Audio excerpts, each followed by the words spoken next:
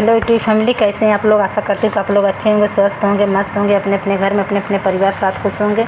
और देखिए, मैं एक बहुत सुंदर सा नाच का हरवा गीत सुना रही हूँ। जब सब गोपियाँ गई थी नहा गंगा जी पानी भरने के लिए, देखिए कान्हा जी कितना परेशान कर रहे थे उन लोग को। सुनिएगा आप लोग गाना के माध्यम से और बताइएगा कि मेरा गाना आप लोग को कैसा लगा। नाच का हरवा गीत है। अरे पानी भर गईली जमुनवा में, कान्हा रहिया रोकेल दोपहरिया में, कान्हा रहिया रोकेल दोपहरिया में।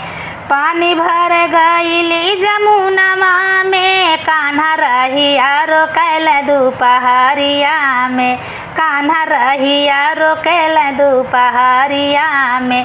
दोपहरिया में हो दोपहरिया में, कान्हा रहिया रोकेल दोपहरिया में, कान्हा रहिया रोकेल दोपहरिया में।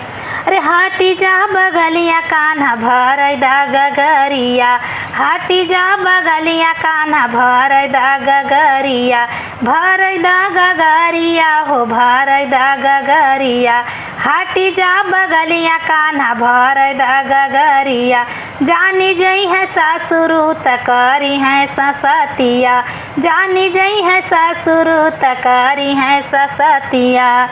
अरे ससुरु भगई है नाई हारवा में, कान्हा भर रहिया रोकेल दोपहरिया में, कान्हा रहिया रोकेल दोपहरिया में। अरे पानी भर गईली गगरिया में, कान्हा रहिया रोकेल दोपहरिया में, कान्हा रहिया रोकेल दोपहरिया में। दोपहरिया में हो दोपहरिया में, कान्हा रहिया रोकेल दोपहरिया में, कान्हा रहिया रोकेल दोपहरिया में।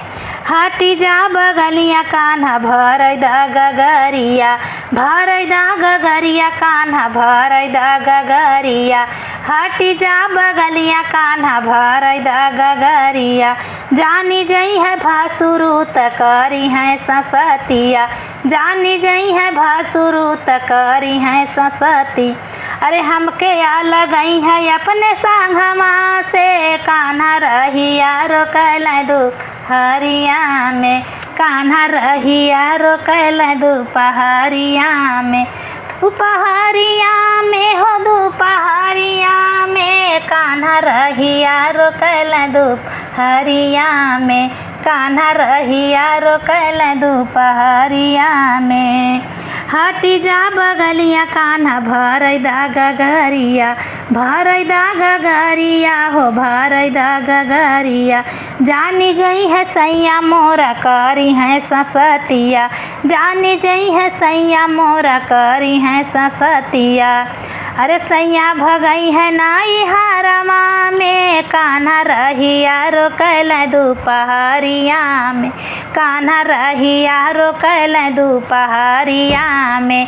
दोपहरिया में हो दोपहरिया में, कान्हा रहिया रोकेल दोपहरिया में, कान्हा रहिया रोकेल दोपहरिया में।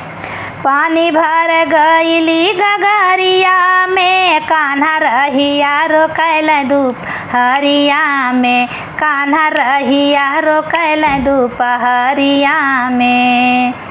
कैसा लगा मेरा नाच का हरवा गीत आप लोग सुनिएगा। सुन के लाइक सब्सक्राइब कमेंट जरूर करिएगा। बताइएगा कि मेरा गाना आप लोगों को कैसा लगा।